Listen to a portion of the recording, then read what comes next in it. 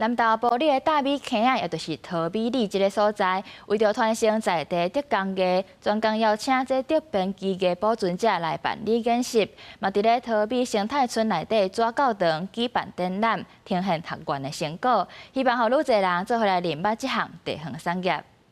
那个是不一样，它也是猫咪的一个篮子。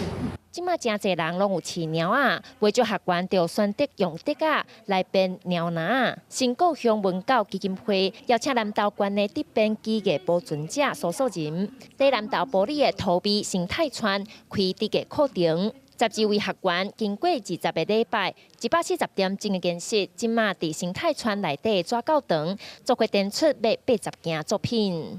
上引起我兴趣的是老师会教阮安怎拍竹啦。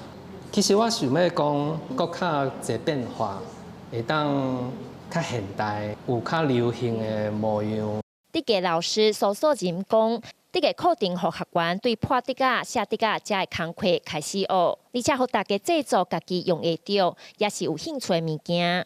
强调作品唔但爱好看，阁爱有实用价值。 三角边若有出嚟有宠物的人，伊就做猫仔的提篮；啊，若是无的人，伊就做迄水果的提篮。所以一个样式，一个基本边有几啊种的做法。大米坑主要的以前的产业，顶嘛是规安南投县最重要的一个竹编工艺。地当咱行过来，啊，未来是毋是准备一个新的生活的梦想哈？尤其是文化的传承。 新故乡基金会表示，伫91地动了后，大米坑仔靠着水鸡、野鸭产的加生态复育，互地方发展起来。